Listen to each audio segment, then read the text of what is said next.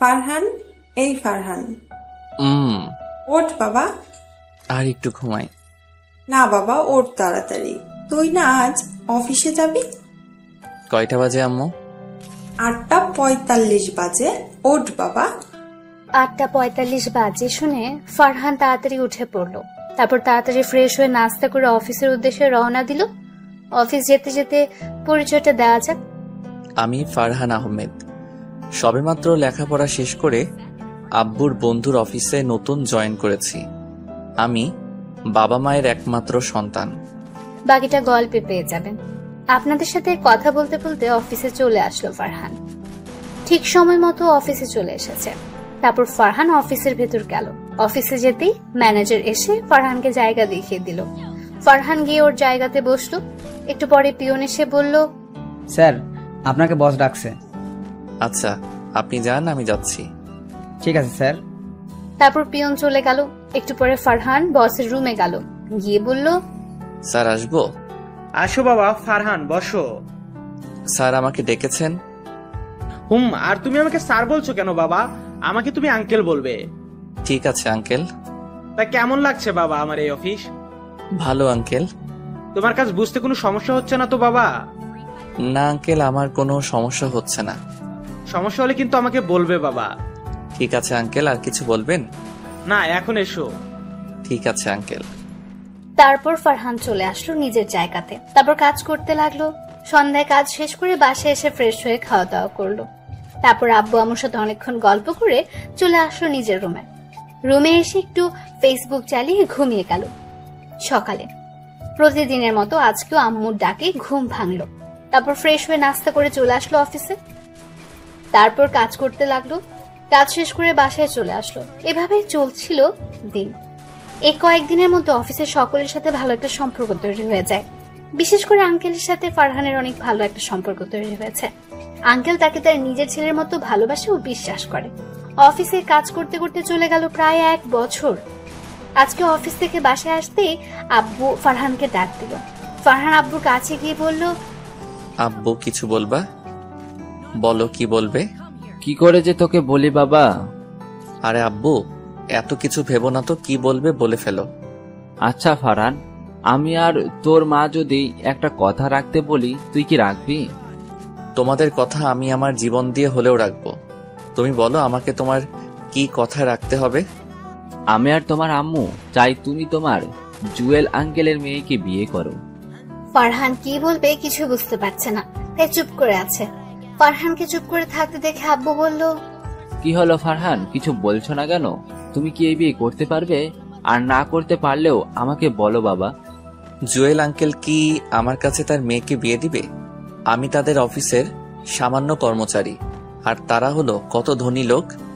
তোমার জুয়েল আঙ্কেল নিজেই তার মেয়ের বিয়ে তোমার সাথে দিতে চায়। এখন তোমার মতামত কি বাবা? তুমি কি বিয়ে করতে রাজি? তোমরা কি চাও সেটা বলো। আমরা চাই তুমি তোমার জুয়েল আঙ্কেলের মেয়েকে বিয়ে করো। তাহলে আমি রাজি। এই দেখো, এটা তোমার জুয়েল আঙ্কেলের মেয়ে। ছবি দেখতে হবে না, তোমাদের পছন্দ হলেই চলবে।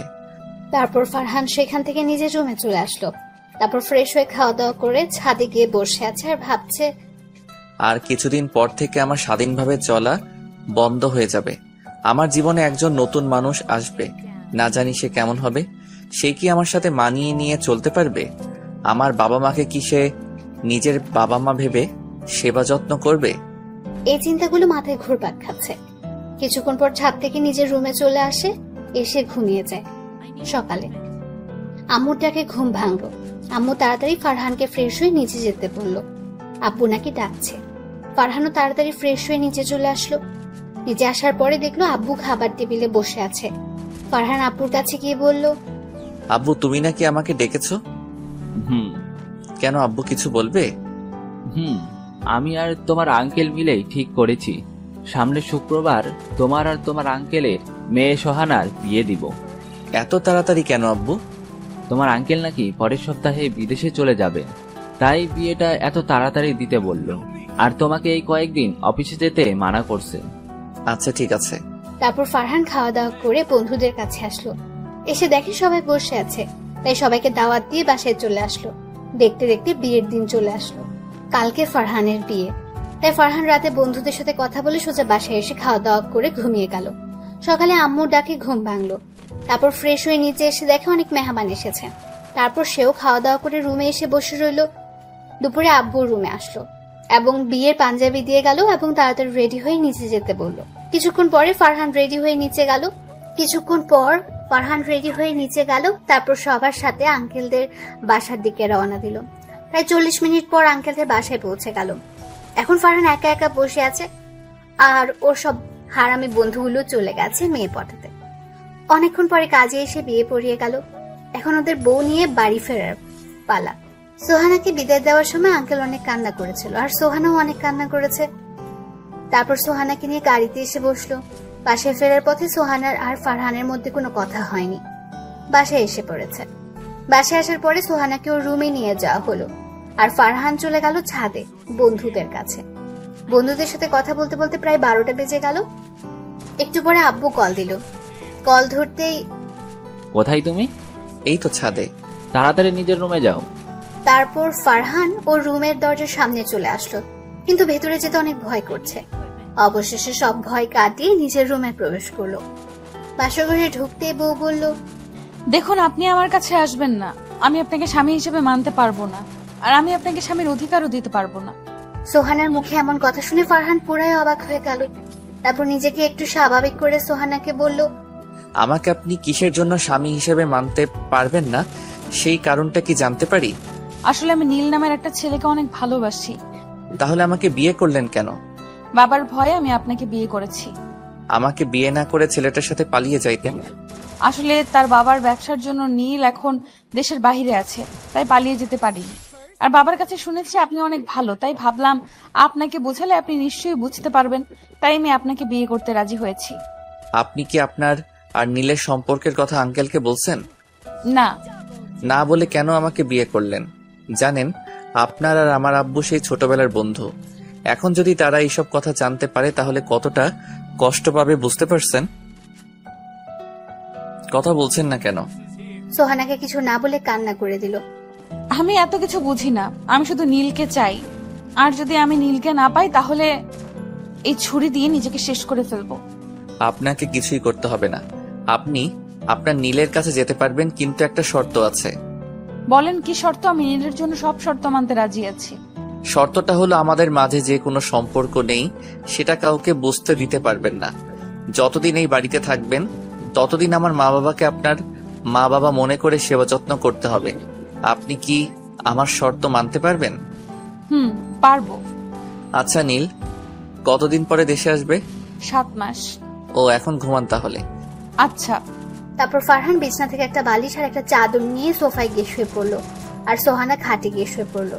ফারহান সোফাতে শুয়ে শুয়ে ভাবতে লাগলো, জীবনে কোনো মেয়ের সাথে প্রেম করলাম না, শুধু বিয়ের পরে বউয়ের সাথে প্রেম করব বলে, নিজের সবটুকু দিয়ে বউকে ভালোবাসবো বলে। আর সেই বউ কিনা আমাকে স্বামী হিসেবে মানে না। হায় রে কপাল। এগুলো ভাবতেই চোখ দিয়ে 2 ফোঁটা কষ্টের অশ্রু চোখের একটা কোণা দিয়ে বাহির হয়ে গেল। ফারহান চোখের জলগুলো মুছে ঘুমানোর চেষ্টা করতে থাকলো, কিন্তু কিছুতেই চোখে ঘুম আসছে না। শুধু বুকের বাম পাশে চিনচিনে ব্যথা করছে আর চোখ দিয়ে নোনা পানি পড়ছে। চোখের পানি মুছতে মুছতে কখন যে ঘুমিয়ে গেছে মনে নেই। ফজরের আজানের সময় ফারহানের ঘুমটা ভেঙে গেল। ফ্রেশ হয়ে অজু করে চলে গেল নামাজ পড়তে। তারপর মসজিদে গিয়ে নামাজ পড়ে চলে আসলো বাসাতে। বাসায় আসার পরে চলে আসলো নিজের রুমে গিয়ে দেখে সোহানা ঘুম থেকে উঠে কার সাথে যেন হেসে হেসে কথা বলছে। ফারহান সেদিকে খেয়াল না করে চলে গেল ছাদে বসে আছে। এমন সময় সোহানা ওর কাছে আসলো আর পাশে দাঁড়ালো। ফারহান সোহানাকে দেখে বলল, কি সোহানা, কিছু বলবেন? হুম। কি বলবেন বলেন। আসলে ফারহান, আপনি কিছু মনে করবেন না আমার কথাতে? আরে বলেন তো, আমি কিছু মনে করব না। প্লিজ, আপনি যত তাড়াতাড়ি পারেন আমার আর আপনার ডিভোর্সের ব্যবস্থা করুন, প্লিজ। সোহানার মুখে কথাটা শোনার পরে অনেক কষ্ট পেল ফারহান। আসলে ফারহান নিজের জন্য কষ্ট পাচ্ছে না, ওর কষ্ট হচ্ছে ওর আব্বু আম্মুর কথা ভেবে। তারা যদি জানতে পারে যে তার ছেলের বউ বিয়ের একদিন পরেই ডিভোর্স চেয়েছে, তাহলে তারা কতটা কষ্ট পাবে। নিজেকে তারা অনেক বড় অপরাধী মনে করবে, কারণ তাদের কারণে ফারহান এই বিয়েটা করেছে। এগুলো ভাবতে চোখ দিয়ে কয়েক ফোঁটা জল মাটিতে গড়িয়ে পড়লো। ফারহান তাড়াতাড়ি চোখের জল মুছে বলল, এখন আমি আপনাকে ডিভোর্স দিতে পারবো না। কথাটা বলার সাথে সাথে ঠাস ঠাস করে সোহানা ফারহানকে দুটো থাপ্পড় দিল। ফারহান গালে হাত দিয়ে বসে পড়ল। থাপ্পড় দুটো এত জোরে লেগেছে যে ঠোঁট কেটে রক্ত বের হয়ে গেছে। ফারহান থাপ্পড় খেয়ে বসে আছে। তখন সোহানা বলল, ছোট লোকের বাচ্চা, তোর সাহস কত বড়! তুই আমার মুখের উপরে কথা বলিস? তোকে একটা ভালো মানুষ মনে করেছিলাম, কিন্তু আমার জানা ছিল না যে কোনো ছোট লোক কখনো ভালো মানুষ হতে পারে না। আর তুই আজকের পরে আমার ধারে কাছেও আসবি না, আর যত তাড়াতাড়ি পারিস আমাকে ডিভোর্স দিয়ে দিবি। কথাটা যেন মনে থাকে। এই কথাগুলো বলে সোহানা নিচে চলে গেল, আর ফারহান সেখানে বসে রইল আর কিছুক্ষণ আগে ঘটে যাওয়া ঘটনাগুলো ভাবতে থাকলো। সোহানার বলা কথাগুলো ভাবতে চোখে পানি চলে আসলো। অনেকক্ষণ ছাদের একটা কোণাতে বসে কান্না করলো। তারপর নিজের রুমে এসে চলে গেল ওয়াশরুমে। অনেকক্ষণ ওয়াশরুমের ভেতরে গিয়েও কান্না করলো। তারপর চোখ মুখে পানি দিয়ে বাইরে চলে আসলো। এসে সোফাতে বসে আছে, তখনই আম্মু আসলো খাবার খাওয়ার জন্য ডাকতে। ফারহান আম্মুকে বলল, আসছি, তুমি যাও। তারপর আম্মু চলে গেল। বারান্দাতে সোহানার কার সাথে যেন অনেকক্ষণ হেসে হেসে ফোনে কথা বলছে। ফারহান গিয়ে সোহানাকে ডাক দিয়ে বলল, সোহানা আম্মু আপনাকে আর আমাকে খাবার খাওয়ার জন্য নিচে ডেকেছে। তুই যা, আমি পরে খাবো। দুজনকে একসাথে যেতে বলছে। আমি এখন নীলের সাথে কথা বলতেছি, এখন যেতে পারবো না, তুই যা। পরে কথা বললেন, এখন চলেন। তোকে যেতে বলছি না? আমাকে এত ডাকতেছিস কেন? দেখছিস না আমি নীলের সাথে কথা বলতেছি? ঠাস ঠাস করে চল লাগালো। ফারহান গালে হাত দিয়ে চুপ করে দাঁড়িয়ে থাকলো। কিরে, এখনো এখানে দাঁড়িয়ে আছিস কেন? যা, আমি নীলের সাথে কথা বলে একটু পরে আসছি। তারপর ফারহান কিছু না বলে মাথাটা নিচু করে নিচে চলে আসলো। নিচে আসতে আম্মু বলল, কিরে ফারহান, বৌমা কোথায়? আসলে আম্মু, সোহানার নাকি শরীরটা ভালো লাগতেছে না, তাই শুয়ে আছে। আর আমাকে বলছে আমি খেয়ে যেন ওর জন্য খাবার নিয়ে যাই। ও। তারপর ফারহান খেতে থাকলো। খাওয়া দাওয়া শেষ করে সোহানের জন্য খাবার নিয়ে রুমে আসলো। এসে দেখে এখনো নীলের সাথে ফোনে কথা বলছে। তারপর ফারহান সোহানের কাছে গিয়ে বলল, আম্মু আপনার জন্য খাবার পাঠিয়েছে, খাবারগুলো খেয়ে নিন। সোহানাই ফারহানের কথা শুনে পেছন ঘুরে তাকালো। তাকিয়ে দেখে ফারহান দাঁড়িয়ে আছে। তখন সে ফোনটা কেটে দিয়ে খাবার খাওয়ার জন্য চলে গেল, আর ফারহান চলে গেল ছাদে। ছাদে বসে থাকতে থাকতে প্রায় 12টা বেজে গেল। ফারহান এখনো ছাদে দাঁড়িয়ে আছে। হঠাৎ কারো পায়ের শব্দের আওয়াজ শুনে পেছনে তাকালো। তাকিয়ে দেখে সোহানা দাঁড়িয়ে আছে। ফারহান সোহানাকে বলল, কিছু বলবেন? শোন, আমার বাসা থেকে মানুষ এসেছে, আমাকে আর তোকে নিতে চায়।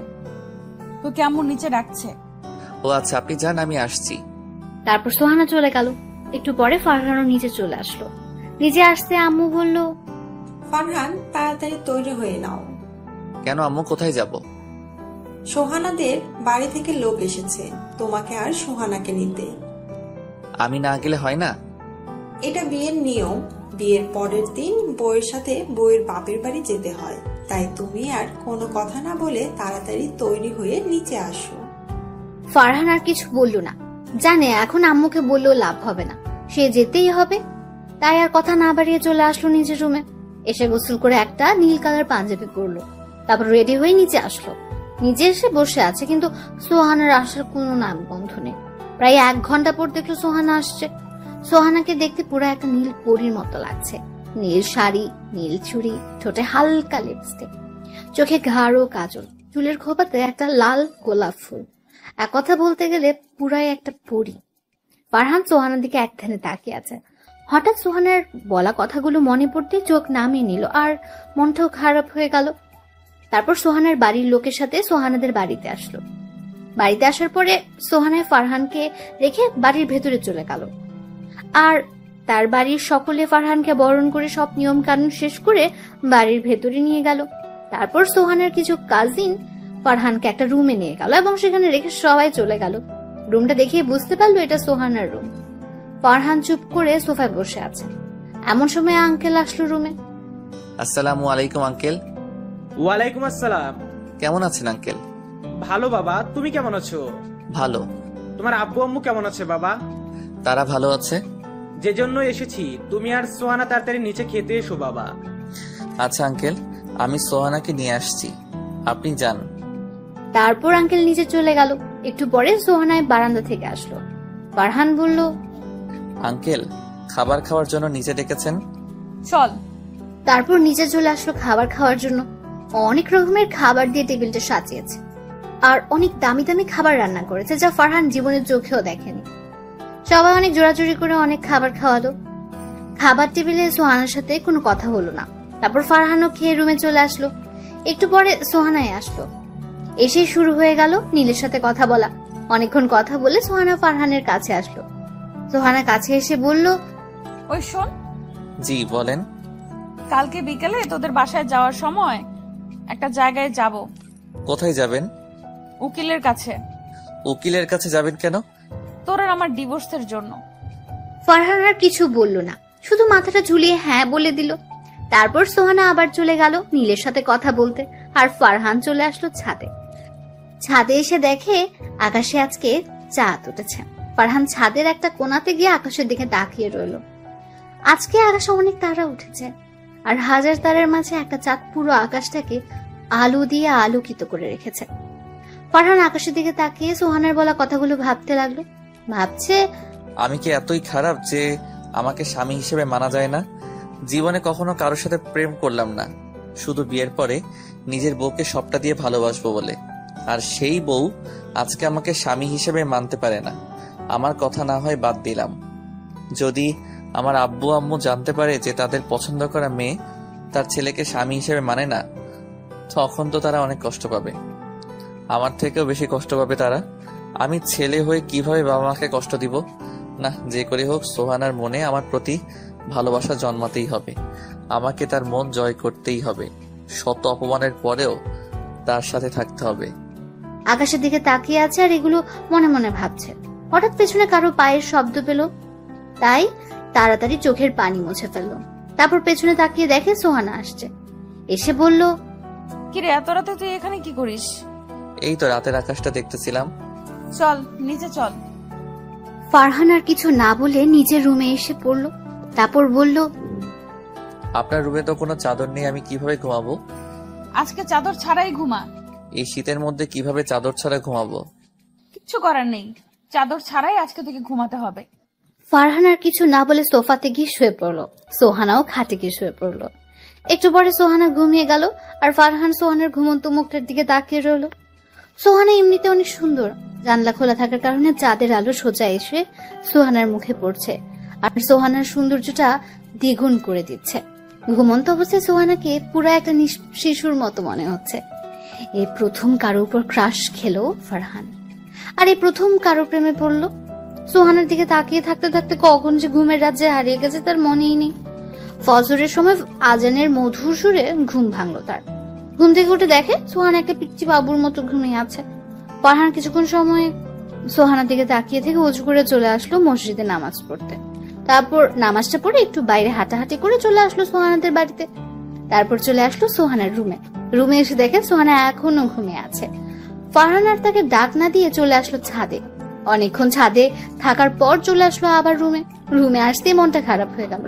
মন খারাপ হওয়ার কারণ হলো এসে দেখে সোহানা নীলের সাথে অনেকক্ষণ হেসে হেসে কথা বলছে। ফারহান আর কিছু বললো না, কারণ এখন কিছু বলতে গেলেই থাপ্পড় খেতে হবে, তাই চুপ করে সোফাতে বসে রইলো। একটু পরে আঙ্কেল ফারহান আর সোহানাকে নিচে ডাকলো নাস্তা করার জন্য। সোহানা নীলের সাথে কথা বলা শেষ করে ফারহানকে নিয়ে নিচে খাবার টেবিলে চলে আসলো। তারপর সবাই একসাথে নাস্তা করতে লাগলো। নাস্তা প্রায় শেষ, তখন আঙ্কেল বলল, বাবা, ফারহান আর মা সোহানা, তোমরা হয়তো জানো আমি সামনে শনিবার দেশের বাইরে যাব। ওরা দুজন একসাথে বলল, জি জানি। আমি চাই অফিসের দায়িত্ব তোমাদের দুজন থেকে একজনকে দিতে। তোমরা কে নিচে? আঙ্কেল, অফিসের দায়িত্বটা সোহানাকেই দিন। আমার অফিসের দায়িত্ব চাই না। আচ্ছা, তাহলে অফিসের বস হিসেবে সোহানাই থাকবে, আর তুমি সোহানাকে সাহায্য করো বাবা। আচ্ছা, আমি সোহানাকে সাহায্য করব, আপনি চিন্তা করবেন না আঙ্কেল। তারপর খাওয়া দাওয়া শেষ করে রুমে চলে আসলো। দেখতে দেখতে দুপুর গিয়ে বিকেল হয়ে গেল। এখন সোহানা আর ফারহান উকিলের কাছে। ফারহান খুব ভয় হচ্ছে যদি আজকে সোহানার ওর সাথে ডিভোর্স হয়ে যায় তাহলে বাবা মাকে কি জবাব দেবে, এগুলো ভেবে অনেক ভয় করছে। অনেকক্ষণ পরে উকিল সাহেব আসলেন। আসার পরে সোহানা বলল, উকিল সাহেব, আমি তো আপনাকে ফোনে সব বললামই। এখন তাড়াতাড়ি ডিভোর্স পেপার রেডি করেন। আমি এই ছোট লোকের বাচ্চাকে এখনই ডিভোর্স দিয়ে দিতে চাই। সরি মামুনি, আজকের মধ্যে কোনোভাবেই ডিভোর্স দেওয়া সম্ভব না। তোমাদের দুজনকে একসাথে 6 মাস থাকতে হবে, আর 6 মাস পর যদি তোমরা চাও তাহলেই তোমাদের দুইজনের ডিভোর্স হবে। এখন হবে না কেন উকিল সাহেব? এটা সরকারি নিয়ম মামুনি। তারপর ফারহান আর সোহানাই বাসার উদ্দেশ্যে রওনা দিল। বাসায় আস্তে আস্তে প্রায় রাত হয়ে গেল। বাসায় এসে কলিং বেল দিতেই আম্মু এসে দরজা খুলে দিল। তারপর ফারহান আর সোহানা রুমে চলে আসলো। রুমে আসতেই সোহানা বলল, আমি তোর মতো ছোট লোকের সাথে এই 6 মাস থাকতে পারবো না। এখন যে কিছু করার নেই, আপনাকে এই 6 মাস আমার সাথে থাকতেই হবে। কথা দিচ্ছি, আপনার অনুমতি ছাড়া আমি আপনার কাছ থেকে স্বামীর অধিকার চাইব না। আর আমি একটা শর্ত দিয়েছিলাম, আপনার কি সেই শর্তটা মনে আছে? আছে। তারপর ফারহান ফ্রেশ হতে চলে আসলো ওয়াশরুমে। ফ্রেশ হয়ে চলে আসলো ছাদে। ছাদে এসে বসে আছে ছাদের একটা কোণাতে, আকাশের দিকে তাকিয়ে আছে। এমন সময় মনে হলো কেউ একজন ছাদে এসেছে। তাই ফারহান পেছনে তাকালো, তাকিয়ে দেখে আম্মু ছাদে এসেছে। ফারহান আম্মুকে বলল, আম্মু, তুমি এত রাতে ছাদে এসেছো কেন? এমনি। তুই এত রাতে ছাদে কি করিস? বৌমাকে ঘরে একা রেখে তুই ছাদে এসেছিস কেন? অনেক দিন হলো রাতের বেলার আকাশটা দেখি না, তাই ছাদে আসলাম। আর সোহানাকে বলছিলাম আসতে, কিন্তু সোহানা আসে নাই। ওর নাকি শরীরটা একটু খারাপ লাগতেছে, তাই বিশ্রাম নিচ্ছে। ঠিক আছে, অনেকক্ষণ ছাদে থাকছো, এখন নিজের রুমে চলে যাও।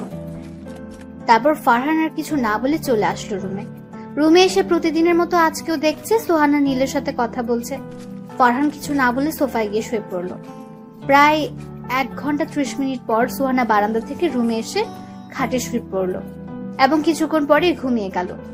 ফারহানও সোহানার দিকে তাকিয়ে থাকতে থাকতে ঘুমের রাজ্যে হারিয়ে গেল। ফজরের সময় আজানের ধ্বনি এসে কানে পৌঁছাতেই ঘুমটা ভেঙে গেল।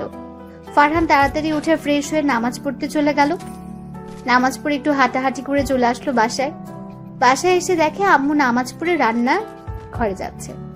ফারহানকে দেখে আম্মু বলল, কিরে, তুই এত সকালে কোথায় থেকে আসলি? নামাজ পড়তে গিয়েছিলাম আম্মু। ও ভালো, আমার বৌমাটার দেখা যায় আমার ছেলেটাকে ভালো পথেই নিয়ে এসেছে। ফারহান একটা মুচকি হাসি দিয়ে চলে আসলো রুমে। রুমে এসে দেখে মহারানী এখনো ঘুমাচ্ছে। ফারহান সোহানাকে ডাক দিতে থাকলো। সোহানা, এই সোহানা, শুনছেন? সোহানা কোনো সারা শব্দ করছে না দেখে সোহানাকে একটু ধাক্কা দিয়ে ডাকলো। সোহানা, এই সোহানা, ওঠেন, আজকে তো অফিস আছে, তাড়াতাড়ি ওঠেন। সোহানা জেগে গেল।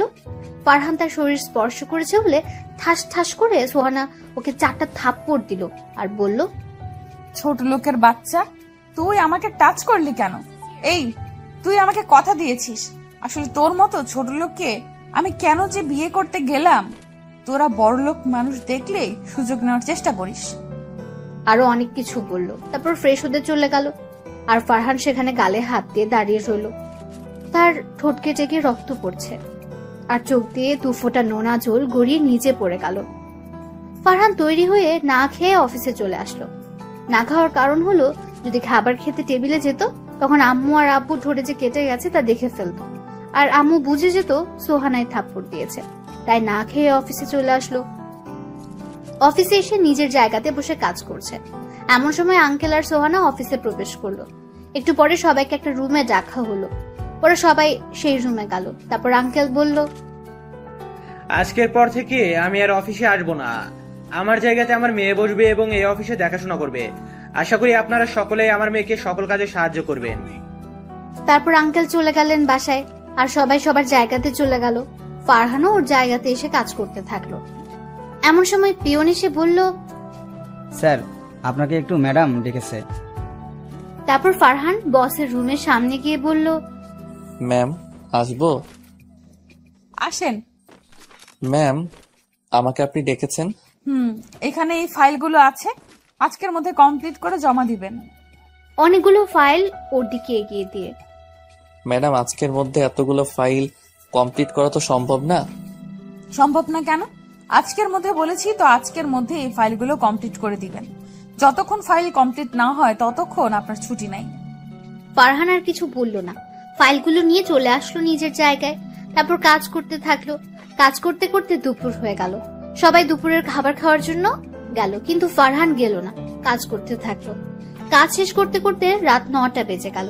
সবাই চলে গেছে, শুধু ফারহান, পিয়ন আর সোহানাকে ছাড়া। ফারহান ফাইলগুলো জমা দিয়ে যখন আসতে যাবে, তখন পিয়ন বলল, স্যার আপনাকে একটু ম্যাডাম ডেকেছে। ফারহান তাড়াতাড়ি ম্যাডামের রুমে গেল, গিয়ে বলল, ম্যাডাম আসবো? আসেন। জি ম্যাডাম, বলুন কেন ডেকেছেন? ফাইলগুলো কমপ্লিট হয়েছে? হুম। ভালো, এখন এই ফাইলগুলো দেখছেন, এগুলো নিয়ে যান, কালকের মধ্যে কমপ্লিট করে দিবেন।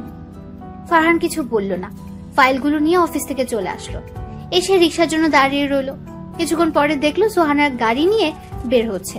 ফারহান ভাবছিল ওকেও সাথে করে নিয়ে যাবে, কিন্তু সোহানা ফারহানকে তার সাথে বাসায় নিয়ে গেল না। অনেকক্ষণ দাঁড়িয়ে থাকার পর একটা রিক্সা আসলো, সেটা নিয়ে ফারহান বাসায় চলে আসলো। বাসায় এসে ফ্রেশ হয়ে খাওয়া দাওয়া করে চলে গেল ছাদে। অনেকক্ষণ আকাশের দিকে তাকিয়ে থেকে চলে আসলো রুমে। রুমে এসে দেখলো সোহানা নীলের সাথে অনেক হাসাহাসি করে বারান্দায় বসে ফোনে কথা বলছে। ফারহান আর সেদিকে খেয়াল না করে ফাইলগুলো নিয়ে বসলো। একটু পরে সোহানা এসে শুয়ে পড়লো, আর ফারহান ফাইলগুলো কমপ্লিট করতে থাকলো। ফাইল দেখতে দেখতে প্রায় রাত 2টা বেজে গেছে। একটু পরে সবগুলো ফাইল কমপ্লিট করা হলো। ফারহান আর ঘুমালো না, চলে গেল ছাদে 1 কাপ কফি নিয়ে। ছাদের একটা কোণায় বসে কফি খাচ্ছে আর আকাশের চারটার দিকে তাকিয়ে আছে আর ভাবছে, আজকে যদি সোহানাই আমাকে স্বামী হিসেবে মানতো, তাহলে এখন সোহানার কোলে মাথা দিয়ে আকাশের চাঁদটা দেখা হতো। আমার সাথে কেন এমন হলো? কি দোষ করছিলাম আমি? কারো ক্ষতিও তো কখনো করি নাই, তাহলে কেন আমার সাথে এমন হলো? আমি কি এতই খারাপ যে আমাকে স্বামী হিসেবে মানায় যায় না? সোহানাই আমার সাথে এমন কেন করে? আমি তো তার কাছ থেকে স্বামীর অধিকারও চাই নাই, তাহলে কেন এমন করে? এগুলো ভাবতে ভাবতে চোখ দিয়ে কয়েক ফোঁটা অশ্রু গড়িয়ে মাটিতে পড়লো।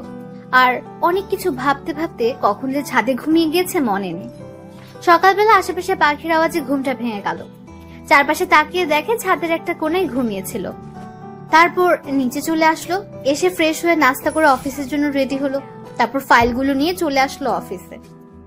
অফিসে এসে দেখে 10 মিনিট লেট হয়ে গেছে। ফারহান ওর জায়গাতে বসতে পিয়ন বলল সোহানা নাকি ডেকেছে। ফারহান ফাইলগুলো নিয়ে সোহানার রুমে গিয়ে বলল, ম্যাডাম আসবো? আসেন, বসেন। ম্যাডাম ডেকেছেন আমাকে?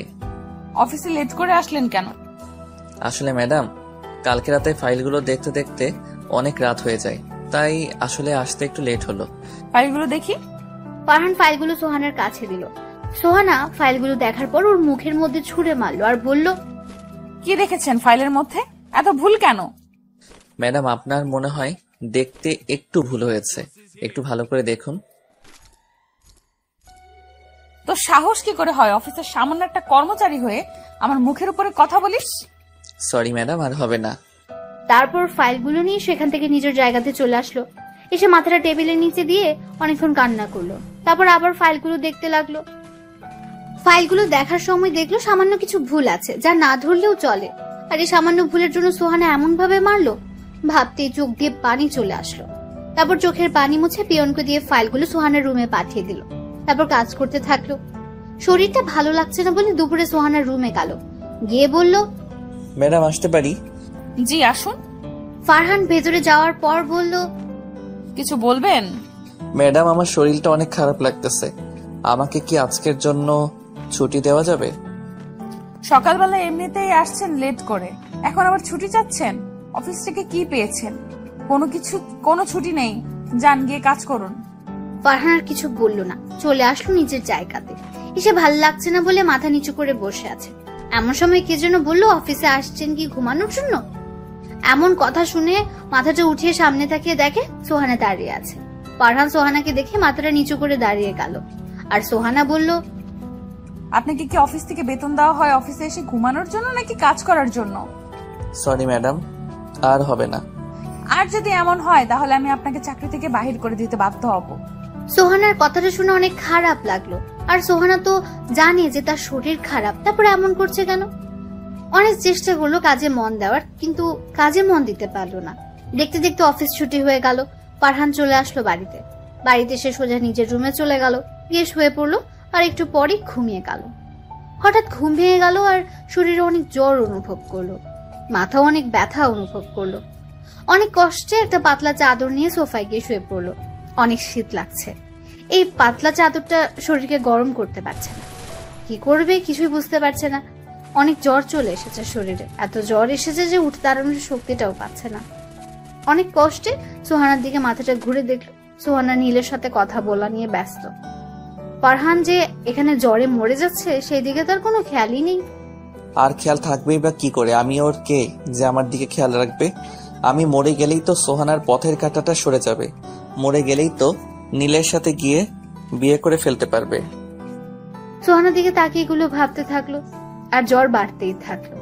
ফারহান জ্বরে কাঁপতে থাকলো আর সহ্য করতে না পেরে অনেক কষ্টে সোহানাকে ডাক দিল। সোহানা ওর কাছে আসলো আর ফারহান বলল, সোহানা, আমার খুব জ্বর এসেছে, তুমি কি আমাকে একটু বাটি দিয়ে একটু পানি দিতে পারবে? সোহানা ওর কথা শুনে ছোট একটা বাটি দিয়ে একটু পানি দিল, তারপর আবার চলে গেল নীলের সাথে কথা বলতে। আর ফারহান তার পকেট থেকে রুমালটা বের করে সেটা ভিজে নিজে নিজে মাথায় দিতে লাগলো। অনেকক্ষণ দেওয়ার পর জ্বর একটু কমলো, কিন্তু শুতে কাঁপুনিটা কমলো না।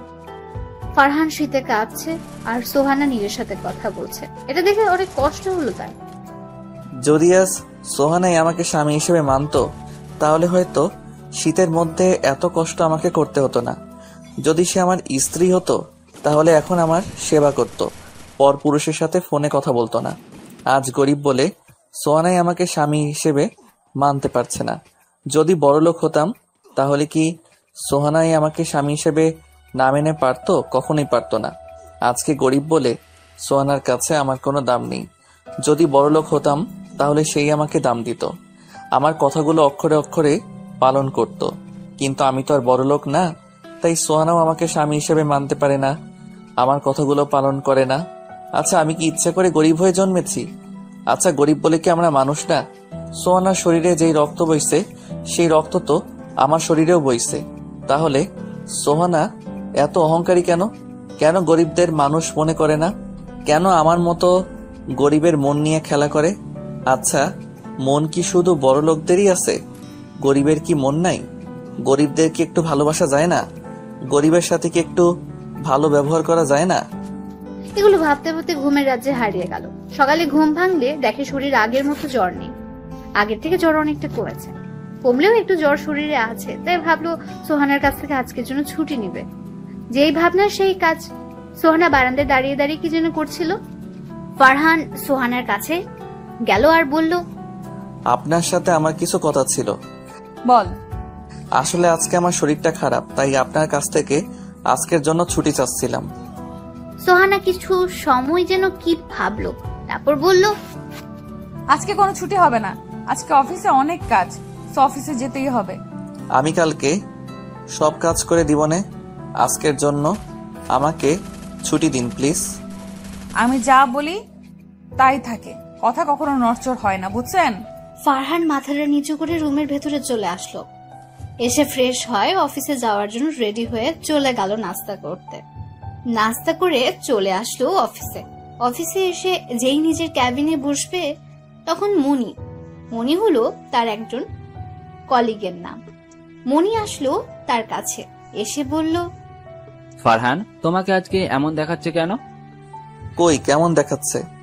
কেন জানি অসুস্থ অসুস্থ লাগছে। আরে তেমন কিছু না। তারপর মনির সাথে ইচ্ছে না থাকা সত্ত্বেও অনেকক্ষণ হেসে কথা বলল। তারপর মনি তার ক্যাবিনে চলে গেল আর ফারহান ওর ক্যাবিনে বসে পড়ল। কাজ করতে থাকলো। কাজ করছে কিন্তু অসুস্থ থাকার কারণে কাজে মন দিতে পারছে না। একটু পরে সোহানার রুম থেকে ডাক আসলো। ফারহান তার রুমের সামনে গিয়ে বলল, ম্যাডাম আসবো? আসেন। ম্যাডাম আমাকে ডেকেছেন? এই ফাইলটা দুপুরের আগে কমপ্লিট করে দেন, ভালোভাবে করবেন যেন কোনো ভুল না হয়। যদি কোনো ভুল হয় তাহলে আপনার খবর আছে। ম্যাডাম আর কিছু বলবেন? না, আর কিছু বলবো না, আপনি এখন আসতে পারেন। ফারহান চলে আসলো ওর ক্যাবিনে, এসে মনোযোগ দিয়ে কাজটা করতে থাকলো। দুপুরে ফাইলটা নিয়ে ম্যাডামের কাছে গেল, গিয়ে বলল, ম্যাডাম আসতে পারি? জি আসুন। তারপর ফারহান সোহানার দিকে ফাইলটা দিয়ে বলল, ম্যাডাম, ফাইলটা সম্পূর্ণ কমপ্লিট। দেখি কেমন কমপ্লিট করেছেন। কিছুক্ষণ দেখার পরে বলল ফাইলটাতে নাকি ভুল আছে। ফারহান তো সোহানার কথা অবাক হয়ে সোহানার দিকে তাকিয়ে রইল। একটু পরে নিজেকে একটু স্বাভাবিক করে বলল, ম্যাডাম আপনি জানেন আমার শরীর ভালো না, আর ফাইলটা দেখার সময় মনে হয় একটু ভুল হয়ে গেছে। আমি তো অসুস্থ, আবার ঠিক করতে গিয়ে যদি ভুল করে ফেলি, তাই বলি কি আপনি ফাইলটা ঠিক করে ফেলুন। তোর সাহস কত বড়, তুই আমাকে ফাইল ঠিক করতে বলিস? আমি যদি ফাইল ঠিক করি তাহলে তোর মতো ছোট লোককে কেন রেখেছি আমার অফিসে? কেন তোকে মাস শেষে বেতন দিচ্ছি? যা গিয়ে ফাইল ঠিক কর। সোহানার কথা শুনে অনেক রাগ উঠে গেল। মনটা চাইছিল সোহানাকে ঠাটিয়ে দুটো চর মেরে বলতে, তোর অফিসে আর কাজই করব না, কিন্তু কিছু বলতে পারলো না। যদি কিছু বলে তাহলে চাকরি থেকে বের করে দেবে, আর চাকরি না করলে যে সংসারও চলবে না, চাকরি না করলে যে বাবা মায়ের মুখে 2 মুঠো ভাত তুলে দিতে পারবে না। তাই নিজের রাগটাকে মারতি করে মাথাটা নিচু করে ফাইলটা নিয়ে চলে আসলো নিজের ক্যাবিনে। ক্যাবিনে এসে ভালো করে ফাইলটা দেখতে লাগলো। অনেকক্ষণ দেখার পরে ছোট একটা ভুল পেল, যেটা ধরলেও চলে আবার না ধরলেও চলে। এই সামান্য ভুল থাকতেই পারে, তাই বলে এমন করবে? তারপর ভুলটা ঠিক করে আবার সোহানার রুমে গেল, গিয়ে বলল, ম্যাডাম আসবো? জি আসেন। এই যে ম্যাডাম ফাইলটা। এখানে রাখুন আর এই ফাইলগুলো নিয়ে যান, কালকের মধ্যে সব কমপ্লিট করে দিবেন, আর কোনো ভুল যেন না হয়। ম্যাডাম একদিনের মধ্যে এতগুলো ফাইল আমার পক্ষে কমপ্লিট করা সম্ভব না। এই কয়েকটা ফাইল একদিনে কমপ্লিট করতে পারবেন না? তাহলে কিসের জন্য অফিসে আসেন?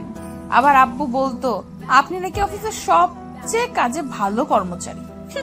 ফারহান কিছু না বলে ফাইলগুলো নিয়ে সোহানার ক্যাবিন থেকে নিজের ক্যাবিনে চলে আসলো আর ফাইলগুলো কমপ্লিট করতে লাগলো। ফাইল দেখতে দেখতে প্রায় রাত 9টা বেজে গেল, আর মাত্র 3টা ফাইল আছে। সে 3টা ফাইল নিয়ে অফিস থেকে বাড়ির উদ্দেশ্যে বের হলো। অনেকক্ষণ যাবত দাঁড়িয়ে আছে, কিন্তু কোনো কিছুই পাচ্ছে না, তাই হাঁটা শুরু করে দিল। একটু হাঁটার পরে শরীরটা অনেক খারাপ লাগছিল, তাই একটা দোকানে গিয়ে বসলো। দোকানে বসার কিছুক্ষণ পরে একটা গাড়ি এসে দোকানের সামনে দাঁড়ালো। গাড়ি থেকে একটা মেয়ে বের হয়ে আসলো। মেয়েটাকে অনেক চেনা চেনা লাগছিল, কোথায় যেন দেখেছে মনে হচ্ছে। ফারহান মেয়েটার দিকে তাকিয়ে সব ভাবছে, আর মেয়েটা তার সামনে এসে ডাকছে, তুই ফারহান না? কিন্তু আপনি কে? আরে আমি মেঘলা, আমাকে তুই চিনতে পারতেছিস না? ও তুই? সরি রে, তোকে চিনতে পারি নাই। It's okay. তা কেমন আছিস? ভালো না রে, তুই? আমি ভালো আছি। আচ্ছা তুই ভালো নাই কেন? পরে এক সময় বলবো নে। তা এখানে কি করিস, আর দেশে আসছিস কবে? কালকেই দেশে আসছি, আর তোকে দেখতে খুব ইচ্ছে করতেছিল, তাই তোদের বাড়ি চাইতেছিলাম। ও আমাকে তোর মনে আছে দেখছি। তোকে ভুলে যাব? এটা তুই ভাবলি কি করে? হারে মজা করলাম।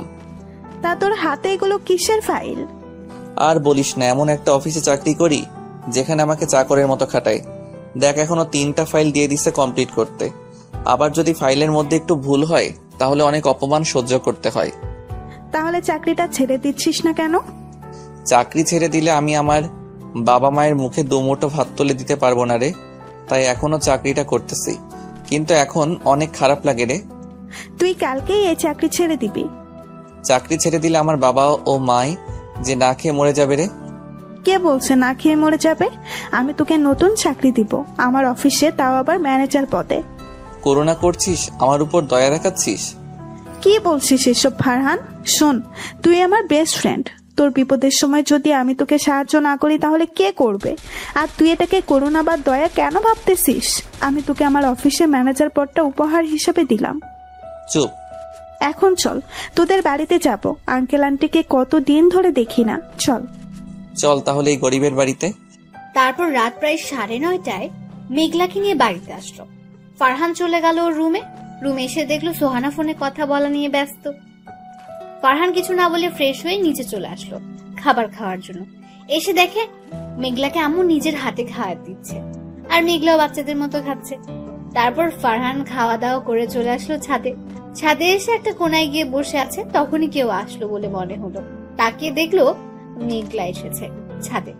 মেঘলা ছাদে এসে পাশে বসলো। মনে হচ্ছে মনটা খারাপ, তাই মেঘলাকে জিজ্ঞেস করলো, কিরে তোর মন খারাপ কেন?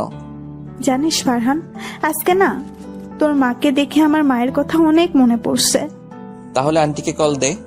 এই কথা বলতেই মেঘলা কেঁদে দিল, আর একটু পরে বলল, ফারহান আমার আম্মু আর বেঁচে নাই রে, গত মাসে আম্মু মারা গেছে। কথাটা বলেই মেঘলা কান্না শুরু করে দিল। আর ফারহান ওর কথা শুনে স্তব্ধ হয়ে গেল। মুখের ভাষা হারিয়ে ফেললো। কি বলবে কিছুই বুঝতে পারছে না। আর মেঘলার কথা শুনে নিজের কানকে বিশ্বাস করতে পারছে না যে আন্টি মারা গেছে। মেঘলার মুখ থেকে আন্টির মৃত্যুর খবরটা জানার পর চোখ দিয়ে এমনিতেই পানি পড়ছে আর ভেতরে অনেক কষ্ট হচ্ছে। তারপর মেঘলাকে নিয়ে ছাদ থেকে নেমে আসলো। মেঘলাকে ড্রয়িং রুমে দিয়ে চলে আসলো নিজের রুমে। রুমে এসে দেখে সোহানা ঘুমিয়ে গেছে। ঘুমন্ত অবস্থায় সোহানাকে অসম্ভব সুন্দর আর মায়াবী লাগছিল। সোহানার দিকে এক নজর তাকিয়ে আছে। তারপর ফাইলগুলো কমপ্লিট করে শুয়ে পড়লো। কখন যে ঘুমের রাজ্যে হারিয়ে গেছে মনে নেই। পরের দিন সকালে পাখির ডাকে ঘুম ভাঙলো। তারপর ফারহান ফ্রেশ হয়ে নাস্তা করে চলে ফাইলগুলো নিয়ে চলে আসলো অফিসে। ফারহান আসার একটু পর সোহানা অফিসে আসলো। আসার পরে ফারহান ফাইলগুলো নিয়ে তার রুমে গেল। গিয়ে বলল, ম্যাডাম আসবো? আসেন। এই যে ম্যাডাম ফাইলগুলো দেন। তারপর সোহানা ফাইলগুলো দেখতে লাগলো। ফারহান চুপ করে বসে রইল। ফারহান মনে মনে বলছে, আজকে যদি সোহানাই কিছু বলে তাহলে চাকরিটা ছেড়ে দিব, আর এত অপমান সহ্য করব না। একটু পরে সোহানা বলল, একটা কাজও কি ঠিক করে করতে পারেন না? কি হয়েছে ম্যাডাম? এই ফাইলটাতে তো ভুল কেন?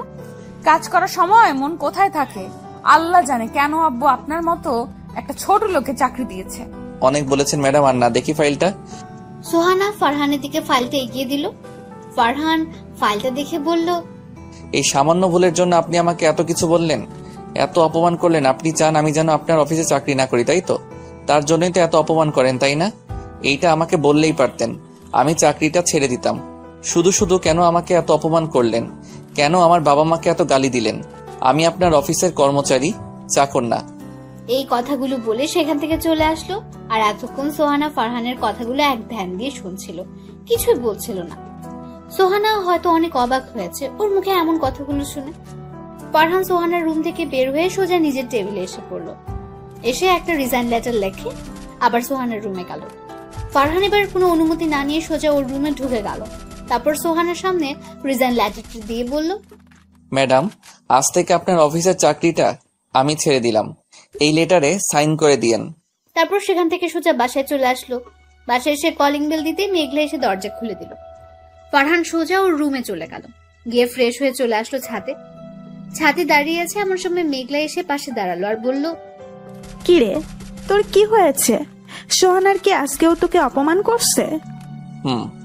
তোকে না বললাম চাকরিটা ছেড়ে দিতে? চাকরিটা আজকে ছেড়ে দিয়েছি। খুব ভালো করেছি। আচ্ছা বল, আমাদের অফিসে জয়েন করছিস? কালকে থেকেই করতে চাই। কালকে না, পরশু থেকে করিস। আর এই 2 দিন তোর কাজ হলো আমাকে নিয়ে ঘোরাঘুরি করা। অনেকদিন পরে দেশে এসেছি, এখনো ঘোরা হয়নি। বিকেলে তোর সাথে ঘুরতে যাব। আচ্ছা, বিকেলে রেডি হয়ে থাকিস। ঠিক আছে। তারপর দুজনে নিচে আসলো। এসে আম্মুকে বললো খাবার দিতে। আম্মু ওদের দুজনকে খাবার দিল। ফারহান আর মেঘলা খেয়ে চলে আসলো রুমে।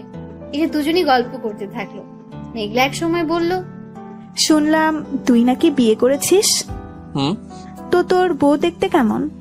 দেখতে মাশাআল্লাহ একটা পরীর মতো। কিন্তু কিন্তু কি? কিছু না। আমার কাছে বল কিন্তু কি? আরে কিছু না। বুঝছি, আমাকে তুই বন্ধু ভাবিস না। আচ্ছা শোন তাহলে। ফারহান মেঘলাকে সব বলল, যদি মেঘলা কিছু করতে পারে। বল এখন আমি কি করব? এখন একটা কাজ কর, প্রতি রাতে সোহানাকে বলবি, সোহানায় আমি তোমাকে ভালোবেসে ফেলেছি, প্লিজ আমাকে ছেড়ে যেও না। তারপর মেঘলার সাথে অনেকক্ষণ গল্প করে ঘুরতে যাওয়ার জন্য রেডি হয়ে নিল। আর মেঘলা তার রুমে গেল রেডি হতে। একটু পরে মেঘলা রেডি হয়ে আসলো। তারপর আম্মুকে বলে ফারহান আর মেঘলা ঘুরতে বের হলো। অনেক ঘোরাঘুরির পরে মেঘলাকে নিয়ে চিরচেনা নদীর পাড়ে চলে আসলো। মেঘলা আর ফারহান একটা গাছের নিচে গিয়ে বসলো। দুজনেই চুপচাপ বসে আছে, কারো মুখে কোনো কথা নেই। দুজনেই নদীর দিকে তাকিয়ে আছে। একটু পরে নীরবতা ভেঙে মেঘলা বলল, ফারহান, যদি সোহানায় তার বয়ফ্রেন্ডের চলে যায় তখন তুই কি করবি? জানি না কি করব, কিন্তু এইটুকুই জানি সোহানাকে ছাড়া আমি বাঁচতে পারবো না। সোহানাকে তুই অনেক ভালোবাসিস, তাই না? নিজে থেকে বেশি ভালোবেসে ফেলেছি এই কয়েকদিনে। এই পৃথিবীটা বড়ই অদ্ভুত, তাই না? কেউ ভালোবাসা পায় না আর কেউ ভালোবাসা পেয়েও চায় না। সোহানাই অনেক ভাগ্যবান যে তোর মতো স্বামী পেয়েছে। স্বামী পেয়েছে ঠিকই, কিন্তু সে তো আমাকে স্বামী হিসেবে মানে না। একদিন ঠিক মানবে, দেখে নিস। তোর ভালোবাসা সে ঠিকই বুঝবে। তাই যেন হয়। তারপর মেঘলাকে নিয়ে বাসায় চলে আসলো। দেখতে দেখতে রাত হয়ে গেল। সোহানা বাসায় চলে এসেছে। মেঘলা ওকে বলল আজকে সোহানাকে ভালোবাসি কথাটা রাত্রে বলবে। সবাই মিলে খাওয়া দাওয়া করে যে যার রুমে চলে গেল। ফারহান সোহানার আগের রুমে চলে এসেছে। একটু পরে সোহানাও আসলো। সোহানা আসার পর মেঘলার কথা মতো সোহানাকে বলল, সোহানা, তোমাকে কি বলার ছিল? বল। সোহানা, এই কয়েকদিনে আমি তোমাকে নিজের থেকেও বেশি ভালোবেসে ফেলেছি। I love you Sohana. Please please আমাকে ছেড়ে চলে যেও না। ঠাস ঠাস ঠাস করে সোহানা ফারহানকে 4টা থাপ্পড় মারলো। তারপর বলল, তোর কি যোগ্যতা আছে আমাকে ভালোবাসার? আর তুই ভাবলি কি করে তোর মতো ছোট লোকের বাচ্চাকে আমি ভালোবাসবো? তুই কি ভুলে গেছিস তুই আমার অফিসের সাধারণ একজন কর্মচারী? তোর মাথায় কি কোনো জ্ঞান বুদ্ধি নাই? যা দূরে গিয়ে মর, ফহিন্নি ভিখারি কোথাকার। আরো অনেক কথা শুনিয়ে সোহানা বারান্দায় চলে গেল। আর ফারহান সেখানে বসে পড়লো। আর চোখ দিয়ে বৃষ্টির মতো পানি পড়তে লাগলো। সোহানার কথায় মনটা ভেঙে চুরমার হয়ে গেল। নিজেকে নিজের কাছে অনেক ছোট মনে হচ্ছে। সোহানার বলা কথাগুলো মাথার মধ্যে ঘুরপাক খাচ্ছে আর চোখ দিয়ে পানি পড়ছে। তারপর অনেকক্ষণ সেখানে বসে কান্না করে চলে আসলো ছাদে। ছাদে এসে দেখে মেঘলা আগে থেকে ছাদে এসে বসে আছে। ফারহান মেঘলার কাছে গেল, গিয়ে মেঘলার পাশে বসলো। মেঘলা ওকে দেখে বলল, কিরে, সোহানাকে আজকে প্রপোজ করেছিলি? তা সোহানা কি বললো? ফারহান মেঘলাকে সবকিছু বলল আর কান্না করে দিল। তারপর মেঘলা বলল, আরে পাগল, তুই কান্না করতেছিস কেন? আমাদের প্ল্যানের কথা কি ভুলে গেলি? না রে, ভুলে যাইনি, কিন্তু সোহানার বলা কথাগুলোতে অনেক কষ্ট হচ্ছে। কিছু পেতে হলে কিছু কষ্ট করতেই হয়, বুঝছিস? তারপর মেঘলার সাথে আরো কথা বলে চলে আসলো রুমে। এসে সোফাতে শুয়ে পড়লো। সকালে ঘুম থেকে উঠতে মেঘলা এসে বলল তাকে নিয়ে ঘুরতে যেতে হবে। ফারহান প্রথমে রাজি হয়নি, কিন্তু পরে রাজি হতেই হয়েছে। মেঘলার সাথে ঘুরতে ঘুরতে দিনটা কেটে গেল। রাতে কালকের মতো আজকেও প্রপোজ করলো। তারপর আর কি, কালকের মতো থাপ্পড় আর অপমান করলো। ফারহান সবকিছু মুখ বুজে সহ্য করে নিল। তারপর একটু কান্না করে সোফায় ঘুমিয়ে গেল। আর সোহানা নীলের সাথে কথা বলতে লাগলো। পরের দিন সকালে তাড়াতাড়ি উঠে ফ্রেশ হয়ে নাস্তা করে মেঘলাকে নিয়ে তাদের অফিসে গেল। অফিসে যাওয়ার পরে মেঘলার বাবা সাথে দেখা হলো। ওনার সাথে অনেকক্ষণ কথা বলল। তারপর তিনি ফারহানকে ওর কাজ বুঝিয়ে দিলেন। ফারহান চলে গেল কাজ করতে। ফারহান কাজ করছে আর মেঘলা পাশে বসে দেখছে। বিকেলে কাজ শেষ করে বাইর হয়ে দেখে মেঘলা ওর জন্য গাড়ি নিয়ে বসে আছে। ফারহান গিয়ে বসে পড়লো গাড়িতে। তারপর গাড়ি চলে আসলো বাসায়। ফারহান রুমে চলে আসলো। এসে দেখে সোহানা আগে অফিস থেকে চলে এসেছে। ফারহান তাকে কিছু না বলে চলে গেল ওয়াশরুমে। ফ্রেশ হয়ে চলে আসলো খাবার টেবিলে। সবার সাথে বসে খাওয়া দাওয়া করে চলে আসলো রুমে। একটু পরে সোহানা আসলো। আজকেও তাকে প্রপোজ করলো ফারহান, আর তার বিনিময়ে থাপ্পড় আর অপমান ছাড়া কিছুই পেল না। তারপর সোহানার থাপ্পড় আর অপমান নিয়ে ঘুমের রাজ্যে হারিয়ে গেল। সকালে কালকের মতো উঠে ফ্রেশ হয়ে অফিসে চলে আসলো। বিকেলে কাজ শেষ করে বাসায় আসলো। আজকে আর মেঘলার সাথে আসেনি, সে তার নিজের বাসায় চলে গেছে। প্রতি রাতের মতো আজকে সোহানাকে প্রপোজ করলো। আজকেও সোহানা থাপ্পড়ের অপমান করে বারান্দাতে চলে গেল। আর সে একটু কান্না করে সোফায় শুয়ে পড়লো। এভাবে কাটতে থাকলো ফারহান আর সোহানার দিনগুলো। সোহানাকে ফারহান প্রতি রাতে প্রপোজ করে, আর সোহানা থাপ্পড় আর অপমান করে। এখন আর আগের মতো কান্না করে না, কারণ এখন সোহানার থাপ্পড় আর অপমান সহ্য করার অভ্যাস হয়ে গেছে। দেখতে দেখতে চলে গেল 4টা মাস। এখনো সোহানা ফারহানের সাথে খারাপ ব্যবহার করে। এখনো প্রতি রাতে সোহানাকে প্রপোজ করে, আর সোহানা থাপ্পড় আর নানান কথা শোনায়। আজকে অফিস থেকে আসার সময় মেঘলাকে বলল, মেঘলা, সোহানাকে মনে হয় আমি পাবো না রে। কেন হঠাৎ এই কথা বলতেছিস কেন? দেখ, এই 4টা মাস ধরে আমি তাকে ভালোবাসার কথা বলতেছি, আর সে আমাকে থাপ্পড় আর অপমান করতেছে। এখন কি তোর মনে হয় সোহানাকে আমি পাবো? পাবি। আচ্ছা শোন, আজকে থেকে তুই আর সোহানাকে প্রপোজ করবি না, তার সাথে প্রয়োজন ছাড়া কোনো কথা বলবি না, আর সোহানাকে দেখিয়ে দেখিয়ে আমার সাথে প্রেম করার অভিনয় করবি, ঠিক আছে? এগুলো করলে দেখবি সব ঠিক হয়ে যাবে। তারপর মেঘলার সাথে আরো অনেক কথা বলে বাসায় চলে আসলো। এসে ফ্রেশ হয়ে নাস্তা করে চলে আসলো রুমে। রুমে এসে দেখে সোহানা সোফাতে বসে আছে। সে গিয়ে বসলো। খাটে গিয়ে বসুন, আমি এখন এখানে ঘুমাবো। বলল। সোহানা এই কথা শুনে খাটে গিয়ে বসলো আর ফারহান গিয়ে সোফাতে শুয়ে পড়লো। সোফাতে শোয়ার সাথে সাথে মেঘলার ফোন দিল। ফারহান ফোন ধরে বলল, বাসায় গিয়ে পৌঁছেছো? বাসায় যেতে কোনো সমস্যা হয়নি তো? কিরে, সোহানা কি তোর পাশে? এখন কি করো বাবু? এই তো শুয়ে আছি। তুই? আমি তোমার কথা ভাবতেছি। ওই, এখন তুই কথা বলতে বলতে সাথে চলে যা, ঠিক আছে? আচ্ছা, কালকে আমরা কোথায় দেখা করছি? চুপ। ও, পার্কে। কখন আসবো? তুই বল। ও, অফিস ছুটির পরে। ঠিক আছে, বাই বাবু। তারপর ফোন কেটে দিয়ে ফারহান ঘুমিয়ে যাওয়ার ভান করে শুয়ে পড়লো আর সোহানা চলে গেল নীলের সাথে কথা বলতে। তারপর ফারহান ঘুমের রাজ্যে হারিয়ে গেল। ঘুমাচ্ছিল, হঠাৎ কারো কান্নার শব্দে ঘুমটা ভেঙে গেল। ঘুম থেকে উঠে দেখে সোহানার নীলের সাথে কথা বলছে আর অনেক কান্না করছে। ফারহান একটু বারান্দার কাছে গেল তাদের কথাগুলো শোনার জন্য। ফারহান বারান্দার কাছে গিয়ে শুনতে পারলো সোহানা বলছে, নীল, বিশ্বাস করো, আমি এখন ফারহানকে স্বামীর অধিকার দেই নাই। আমার আর ফারহানের মধ্যে কোনো সম্পর্ক নাই। প্লিজ তুমি আমাকে বিশ্বাস করো, আমি শুধু তোমাকেই ভালোবাসি।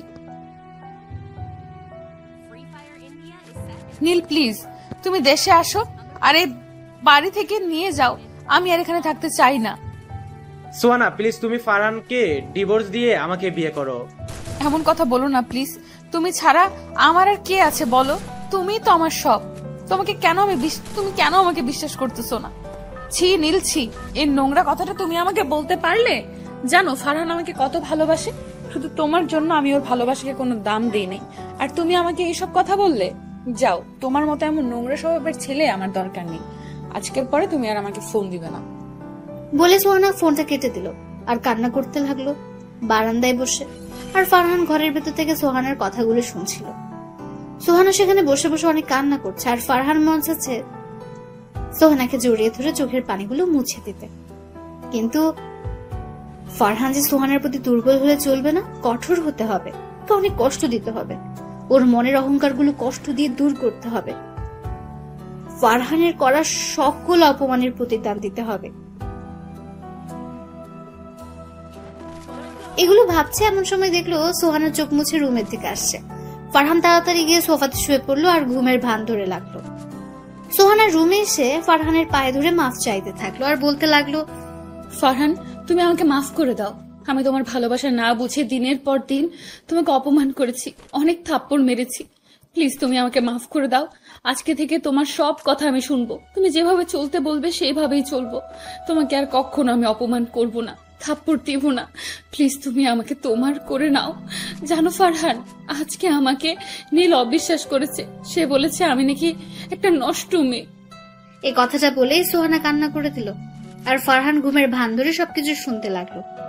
আজকে নিজেকে অনেক সুখী মনে হচ্ছে, কারণ আজকে সোহানা ওকে মেনে নিয়েছে। কিন্তু সে যে এখন সোহানাকে মানবে না, তাকে অনেক কষ্ট দেবে, এটা ভাবতেই মনটা খারাপ হয়ে গেল। তারপর ফারহান ঘুমিয়ে গেল আর সোহানাও পায়ের কাছে কান্না করতে করতে ঘুমিয়ে গেল। সকালে সোহানার ডাকে ঘুম ভাঙলো। ফারহান উঠে ফ্রেশ হয়ে রেডি হচ্ছিল। এমন সময় সোহানা কোথা থেকে যেন আসলো, এসে একটা কালো শার্ট দিল পরতে। ফারহান কালো শার্টটা সোহানাকে রাখতে বলল আর বলল, দেখেন, আলমারিতে নীল একটা শার্ট প্যাকেটে আছে, সেই শার্টটা দেন, আমি সেটা পরবো। সোহানা বলল, আজকে এই শার্টটা পরো, তোমাকে খুব সুন্দর লাগবে।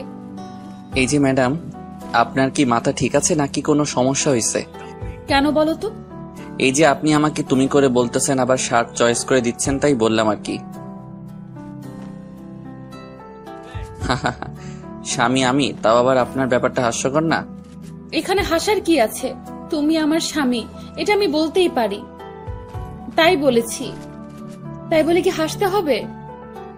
2-3 পরে আপনার আর আমার ডিভোর্স হয়ে যাবে, আর আপনি অন্যের বউ হয়ে যাবেন, আর এখন বলছেন আমি নাকি আপনার স্বামী, তাই হাসলাম। আর আমার নীল শার্টটা দিন, আমি এখন পরে অফিসে যাব। আজকে অফিসে না গেলে হয় না? আজকে অফিসে একটা ইম্পর্টেন্ট মিটিং আছে, আমাকে যেতেই হবে। তারপর সোহানার কিছু বলল না, শার্টটা দিয়ে চলে গেল। ফারহান সোহানার চোখে স্পষ্ট জল দেখতে পেল, আর একটু বললেই কান্না করে দিত।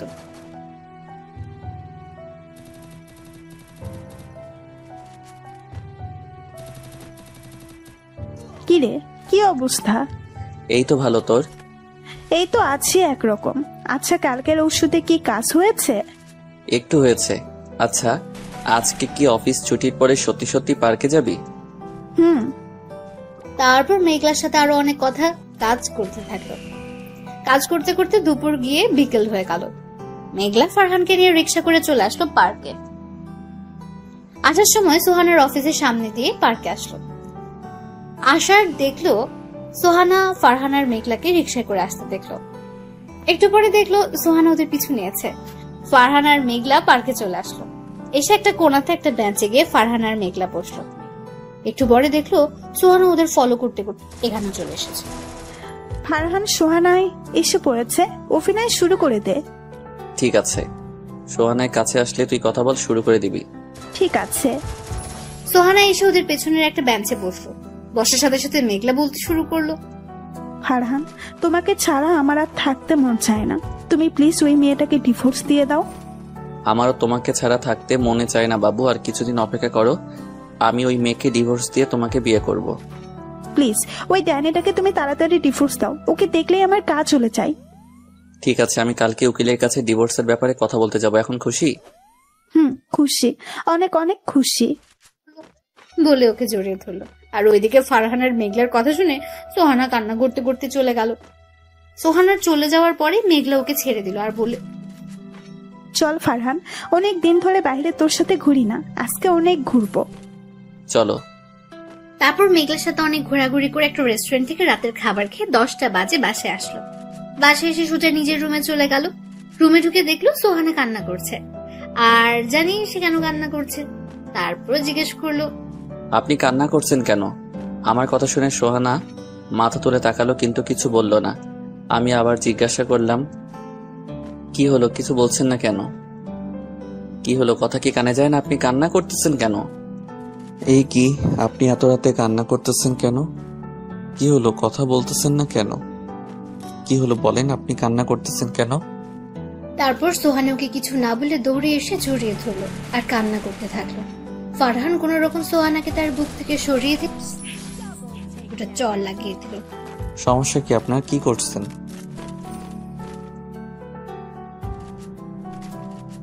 সরি, আমি আপনাকে এখন ভালোবাসতে পারবো না। আমি এখন মেঘলাকে ভালোবাসি। কিছুদিন পরে আমি আপনাকে ডিভোর্স দিয়ে মেঘলাকে বিয়ে করব। আর আপনি এখন কেন আমার মতো ছোট লোক, লজ্জা বদমাস একটা ছেলেকে কেন ভালোবাসবেন? আমাকে ভালোবাসলে আপনার মান সম্মান তো কমে যাবে। আর আপনি যে এখন আমাকে ভালোবাসেন এটা লোকে জানলে হাসাহাসি করবে। আমাকে প্লিজ তুমি মাফ করে দাও। আমি ভুলটা বুঝতে পেরেছি। আর লোকে কি বলবে না বলবে তা নিয়ে আমার যায় আসে না। সরি, আমি এখন মেঘলার মনটা ভাঙতে পারবো না, কারণ আমি জানি একজনের মন ভাঙলে কত কষ্ট হয়। আর কয়েকদিনের মধ্যেই আপনার আর আমার ডিভোর্স হয়ে যাবে। এখন এগুলো বলছেন কেন? এইগুলো বলছি কারণ তোমাকে আমি ভালোবেসে ফেলেছি। কেন, নীলের কি হয়েছে? সে কি আমার মতো গরিব হয়ে গেছে নাকি বিয়ে করে ফেলেছে? অনেক রাত হয়ে গেছে, সরেন, এখন আমি ঘুমাবো। সকালে আবার আমার অফিস আছে। তুমি ইচ্ছে করলে আমার সাথে খাটে ঘুমাতে পারো। সরি, আমার মতো ছোট লোকের, আপনার মতো ধনী ঘরের মেয়ের সাথে এক বিছানাতে ঘুমাতে পারবো না। এই কথাটা বলার পরে সোহানের মুখটা কালো করে খাটে গিয়ে শুয়ে পড়লো। আর ফারহান সোফায় শুয়ে শুয়ে ভাবছে, আমাকে অনেক কষ্ট দিছো, অনেক অপমান আর চড় দিছো। এখন দেখো কেমন লাগে। তুমি আমাকে যেই পরিমাণ কষ্টগুলো দিছো, আমিও ঠিক তোমাকে সেই পরিমাণ কষ্ট দিব। তারপর তোমাকে মেনে নিব। এগুলো মনে মনে ভাবতে থাকলো। একটু পরে ঘুমের রাজ্যে হারিয়ে গেল। সকালে ফারহান, এই ফারহান ওঠো, তোমার অফিসের দেরি হয়ে যাচ্ছে। ফারহান ঘুম থেকে উঠেই, তুই কোন অধিকারে আমার গায়ে হাত দিয়েছিস? আর তোকে কি আমি ডাকতে বলেছি? আর কোনোদিন যদি এমন দেখি তাহলে তোর খবর আছে।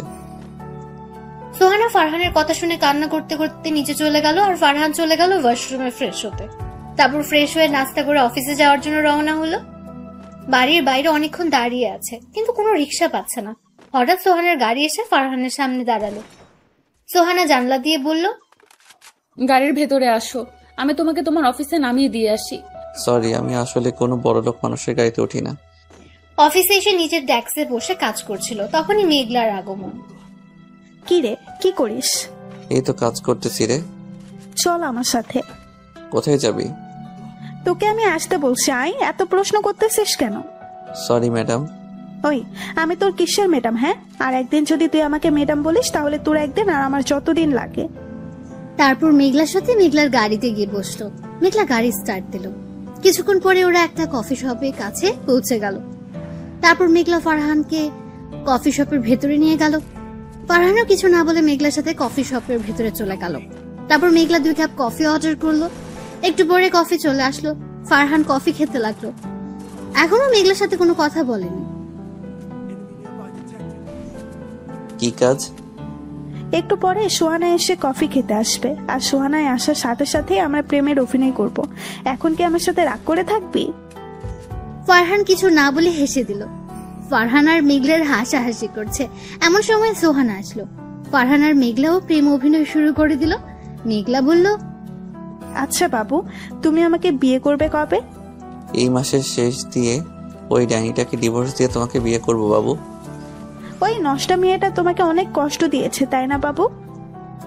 বাবু। এদিকে সোহানা ওর আর মেঘলার এই কথাগুলো শুনে সেখান থেকে কান্না করতে করতে চলে গেল। একটু পরে ফারহান আর মেঘলাও চলে আসলো। মেঘলা বলল সে নাকি মার্কেটে যাবে, তাই কফি শপ থেকে সোজা চলে আসলো মার্কেটে। মেঘলার মার্কেট করতে করতে প্রায় 3 ঘন্টা লাগলো। আল্লাহ জানে মেয়েদের মার্কেট করতে এত সময় কেন লাগে। মার্কেট শেষ করে মেঘলাকে নিয়ে ঘুরতে থাকলো। তারপর রাতে একটা রেস্টুরেন্ট থেকে দুজন খাওয়া দাওয়া করে যে যার বাসায় চলে গেল। বাসায় এসে কলিং বেল দিতে সোহানা দরজা খুলে দিল।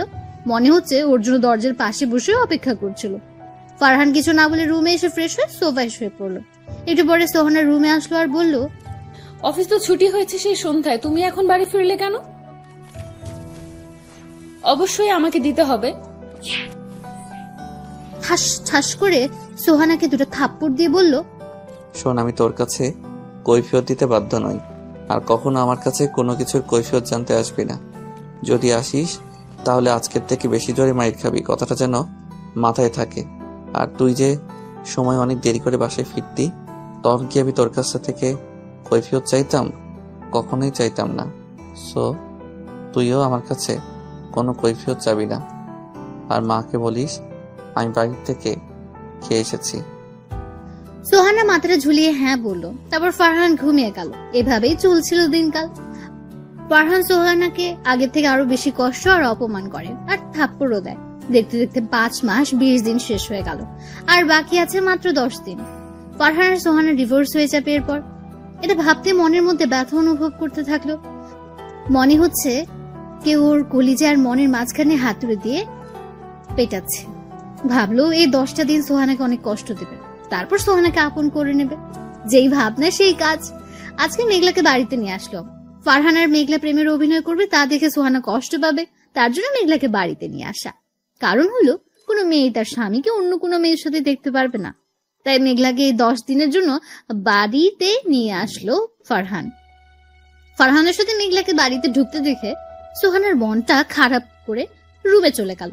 ফারহান মেঘলাকে নিয়ে আম্মুর কাছে গেল আর বলল, আম্মু দেখো কে এসেছে। কে এসেছে রে? এটা বলার পরে মেঘলা ওর পেছন থেকে আম্মুর সামনে আসলো। মেঘলা আম্মুর সামনে যেতেই বলা শুরু করে দিল, কি রে মা, কেমন আছিস? ভালো আন্টি, তুমি কেমন আছো? আমিও ভালো আছি। তা তোর আব্বু কেমন আছে? তারা আসলো না কেন? তারাও ভালো আছে, আর তারা আজকে দেশের বাইরে যাচ্ছে 10 দিনের জন্য, তাই আসছে না। ও, তুই তাহলে বস, আমি তোর জন্য কিছু খাবার নিয়ে আসি। আরে আন্টি, কিছু আনতে হবে না, আমি খেয়ে এসেছি এখানে। আম্মু শোনো। হ্যাঁ বল, শুনছি। আম্মু আঙ্কেল দেশের বাইরে যাবেন, তাই মেঘলাই আমাদের বাসাতে 10 দিন থাকবে। তা তো থাকবেই, তুই না বললেও আমি মেঘলাকে এই 10 দিনের জন্য এই বাসায় রেখে দিতাম। তারপর মেঘলা আর আম্মু কথা বলতে থাকলো। ফারহান চলে আসলো ওর রুমে। রুমে এসে দেখে সোহানা বিছনাতে শুয়ে ফুপিয়ে ফুপিয়ে কান্না করছে। সোহানাকে কান্না করতে দেখে ফারহানের অনেক কষ্ট হচ্ছিল। মনটা চাচ্ছিল সোহানাকে শক্ত করে জড়িয়ে ধরে ওর চোখের পানিগুলো মুছে দিতে। মন চাচ্ছিল সোহানাকে বুকে জড়িয়ে তার কপালে একটা ভালোবাসার পরশ এঁকে দিতে। কিন্তু এগুলো করলো না। ফারহান রুমে ঢুকে ধমক দিয়ে সোহানাকে বলল, কি হয়েছে, এমন ঢং করছেন কেন? মেঘলাকে তুমি কেন এই বাড়িতে নিয়ে এসেছো? আজ বাদে কাল আমি মেঘলাকে বিয়ে করব, তাই নিয়ে এসেছি। আচ্ছা, মেঘলাকে নিয়ে আসাতে তোমার কোনো সমস্যা হচ্ছে? সমস্যার কারণ হলো কোনো মেয়ে তার স্বামীকে অন্য মেয়ের সাথে দেখতে পারবে না। কে তোমার স্বামী?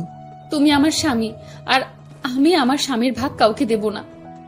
আমার মতো ছোট লোক, লুচ্চা লম্পট, যার স্বভাবের ঠিক নেই, সে তোমার স্বামী? তুমি কি আমাকে স্বামী হিসেবে মানতে পারবে? আমি তোমাকে স্বামী হিসেবে মানতে পারবো, আর আমার আগের কার্যকর্মের জন্য আমি দুঃখিত। প্লিজ তুমি আমাকে মাফ করে দাও আর আমাকে আপন করে নাও। সরি, এখন আমি আপনাকে স্ত্রী হিসেবে মানতে পারবো না। কি গ্যারান্টি আছে আপনি ভালোই নাকি খারাপই? বলা তো যায় না। বয়ফ্রেন্ডের সাথে কি না কি করছেন, এমনও তো হতে পারে যে আপনার চরিত্রের ঠিক নাই। ফারহান চুপ করো, আমি আর নিতে পারতেছি না। সত্যিটা সবারই শুনতে খারাপ লাগে, আপনারও লাগতেছে? প্লিজ ফারহান, তুমি আমাকে বিশ্বাস করো, একটা সুযোগ দাও আমাকে, প্লিজ একটি সুযোগ দাও। এ কি, আমার মতো একটা ছোট লোক, চরিত্রহীন ছেলের পা আপনি কেন ধরছেন? প্লিজ ফারহান, এগুলো বলে আমাকে আর কষ্ট দিও না। আমি আমার ভুলটা বুঝতে পেরেছি, এখন তুমি আমাকে ক্ষমা করে দাও। আমি কাউকে ক্ষমা করতে পারবো না, আমি ক্ষমা করার মালিক না। ক্ষমা যদি চাইতেই হয় তাহলে আল্লাহর কাছে চান, আমার কাছে না। এটা বলে ফারহান সেখান থেকে চলে আসতো। যদি এখন না চলে আসতো তাহলে হয়তো এখনই সোহানাকে আপন করে নিতে হতো, কারণ সোহানার চোখের জল ফারহান সহ্য করতে পারে না। রুম থেকে বের হতে দেখে রুমে দরজার পাশে মেঘলা দাঁড়িয়ে আছে। ফারহান মেঘলাকে দেখে বলল, কিরে, তুই এখানে দাঁড়িয়ে আছিস কেন? তোকে ডাকতে এসেছিলাম, এসে দেখি তুই আর সোহানাই কথা বলতেছিস, তাই আর ভেতরে যাই নাই। আচ্ছা, এখন আমার সাথে আমার রুমে চল। তারপর মেঘলার সাথে রুমে গেল, গিয়ে ওর কাছে বসলো। ফারহান বসতে মেঘলা বলল, ফারহান অনেক কষ্ট দিয়েছিল সোহানাকে, এখন তো সোহানাকে মেনে নেওয়া উচিত। আমিও সেটাই ভাবতেছি, সোহানাকে মেনে নিব নাকি আরো কষ্ট দিব। অনেক তো কষ্ট দিলি, এবার মেয়েটাকে মেনে নে, সে তো তার ভুল বুঝতে পেরেছে। এই 10টা দিন কষ্ট দিয়ে নেই, তারপর মেনে নিব। তার আগে যদি মেঘলা কিছু করে বসে তখন কি করবি? বলা তো যায় না, সোহানা যেই পরিমাণের রাগী। মেঘলার মুখে এমন একটা কথা শুনে বুকের বাম পাশটা একটু কেঁপে উঠলো। তারপর ভাবতে থাকলো যে আর সোহানাকে কষ্ট দেবে না, আর সোহানাকে অপমান করবে না, কথায় কথায় সোহানার গায়েও হাত তুলবেন, সোহানাকে কালকে আপন করে নেবে। তারপর ফারহান মেঘলার রুম থেকে চলে আসলো নিজের রুমে এসে দিল একটা ঘুম। সোহানার ডাকে ওর ঘুম ভাঙলো। ঘুম থেকে উঠে দেখে সন্ধ্যা হয়ে গেছে, তাই ফ্রেশ হয়ে চলে আসলো ছাদে দাঁড়িয়ে আকাশের দিকে তাকিয়ে ভাবতে থাকলো, বাস্তবতাটা বড়ই অদ্ভুত। এতদিন সোহানার পিছনে আমি ঘুরেছি, কিন্তু সোহানা আমাকে কোনো পাত্তা দেয়নি, আর এখন সোহানাই আমার পিছনে ঘুরতেছে, আমি তাকে কোনো পাত্তা দিচ্ছি না। আগে সে আমার সাথে খারাপ ব্যবহার করত, আর এখন আমি তার সাথে খারাপ ব্যবহার করি। এগুলো ভাবছে এমন সময় সোহানা ছাদে এসে বলল, এই সময় তুমি ছাদে কি করছো? আকাশের তারাগুলো গুনতেছিলাম। আপনি এখন ছাদে এসেছেন কেন? তোমাকে খুঁজতে এসেছিলাম। আমাকে খুঁজছেন কেন জানতে পারি? রুমে একা একা ভালো লাগছিল না, তাই ভাবলাম তোমার সাথে গল্প করব, তাই তোমাকে খুঁজতেছিলাম। আমার মতো ছোট লোক, চরিত্রহীন ছেলের সাথে আপনি কি গল্প করবেন? আর আমার মতো ছেলের তো বিশ্বাস নাই, সুযোগ পেলে আপনার ইজ্জতের উপরে হাত দিতে পারি। প্লিজ ফারহান, তুমি আমাকে মাফ করে দাও, আর আমি আমার আগের ব্যবহারের জন্য খুবই দুঃখিত, খুবই লজ্জিত। আপনাকে মাফ করব, কিন্তু আমার কিছু শর্ত আছে। যদি আপনি শর্তগুলো রাজি হন তাহলে আমি আপনাকে মেনে নিব। বলো ফারহান, কি শর্ত? আমি তোমার সব শর্ত মানতে রাজি আছি। আমার প্রথম শর্ত হলো 5 ওয়াক্ত নামাজ পড়তে হবে। দ্বিতীয় শর্ত হলো আমার বাবা মাকে নিজের বাবা মা মনে করে সেবা করতে হবে। তৃতীয় শর্ত হলো কোনো অহংকার আপনার মনে থাকতে পারবে না। আর চতুর্থ শর্ত হলো আমার অনুমতি ছাড়া কোনো পুরুষের সাথে কথা বলতে পারবেন না। এখন বলুন, আপনি কি আমার শর্তগুলো মানতে পারবেন? আমি তোমার সব শর্ত মানতে পারবো। তুমি আমাকে আপন করে নিবে তো? এই শর্তগুলো যদি ঠিকমতো পালন করতে পারেন তাহলে আমি আপনাকে মেনে নিব। ঠিক আছে, আমি তোমার সব শর্ত এখন থেকে মেনে চলবো। বলো, কতদিন এভাবে চললে তুমি আমাকে আপন করে নিবে? আমাদের ডিভোর্সের আর মাত্র 10টা দিন বাকি আছে। তুমি যদি এই 10 দিন সবগুলো শর্ত পালন করতে পারো তাহলে 10 দিন পরে আমি তোমাকে মেনে নিব, আর যদি না মানতে পারো তাহলে 10 দিন পরে আমি তোমাকে ডিভোর্স দিয়ে দিব। ঠিক আছে, এই 10 দিন আমি তোমার সবগুলো শর্ত অক্ষরে অক্ষরে পালন করব। ঠিক আছে, এখন তাহলে আমি আসি। এটা বলে সেখান থেকে খাবার খাওয়ার জন্য টেবিলে চলে আসলো। তারপর সবাই মিলে একসাথে রাতের খাবারটা খেলো। তারপর যে যার রুমে চলে আসলো। রুমে এসে সোফাতে শুয়ে পড়বে তখনই সোহানা বলল, আজকে থেকে কি আমার সাথে খাটে ঘুমানো যায় না?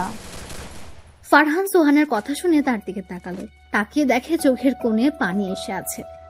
না করলেই মনে হয় চোখ থেকে পানিগুলো পড়ে যাবে, তাই বলল, আপনার সাথে ঘুমাতে পারবো, কিন্তু একটা শর্ত আছে। আবার কি শর্ত? আপনার আর আমার মাঝে একটা কোলবালিশ, আর আপনি আমার দিকে আসতে পারবেন না। ঠিক আছে, তুমি যা বলবে তাই হবে। তারপর ফারহান গিয়ে খাটের এক পাশে শুয়ে পড়লো। একটু পরে ফারহান আর সোহানা মাঝখানে একটা কোল বালিশটা রেখে সোহানাও ঘুমিয়ে পড়লো। ফারহান এখনো ঘুমায়নি, কারণ প্রতি রাতে সোহানাকে মনটা ভরে দেখে তারপর ঘুমায়। তাই আজকেও সোহানাকে মন ভরে দেখে ঘুমিয়ে গেল। ফজরের সময় সোহানা ডাকে ঘুম ভাঙলো। তারপর ফ্রেশ হয়ে নামাজ পড়ার জন্য মসজিদে চলে আসলো। তারপর নামাজ শেষ করে কিছুক্ষণ আশেপাশে ঘোরাঘুরি করে চলে আসলো বাসায়। বাসায় এসে সোজা ওর রুমে চলে আসলো। রুমে ঢুকে দেখে সোহানা নামাজ পড়ে মোনাজাত করে কান্না করছে আর আল্লাহর কাছে বলছে, আল্লাহ, তুমি ফারহানকে আমার কাছে ফিরিয়ে দাও, ও শর্তগুলো যেন পালন করতে পারি। যে ধৈর্য সহ্য আমাকে তুমি দিয়ে দাও। হে আল্লাহ, আমার স্বামীকে আমার কাছে ফিরিয়ে দাও। হে আল্লাহ, এতদিন আমি অনেক খারাপ কাজ করেছি, তুমি আমাকে মাফ করে দাও। হে আল্লাহ, আমাকে আমার স্বামীর পায়ের নিচে একটু জায়গা দেওয়া হোক। আজকে সোহানার মোনাজাতে কান্না করাটা অনেক ভালো লাগলো। ওর কান্না দেখে ওর প্রতি রাগগুলো সব মাটি হয়ে গেল। নিজেকে নিয়ে এখন অনেক গর্বিত হচ্ছে ফারহান। গর্বিত হওয়ার কারণ হলো কোনো মেয়ে মোনাজাত করে ওর জন্য কান্না করছে। এটা ভেবে অনেক ভালো লাগছে তার। কয়েকজনের ভাগ্যে এমন হয় বলু, কয়জনকে পাওয়ার জন্য এমন কেউ মোনাজাত করে কান্না করে। এগুলো ভাবতে ভাবতে আবার বাসায় বাইরে চলে আসলো। দেখতে দেখতে দুপুর হয়ে গেল।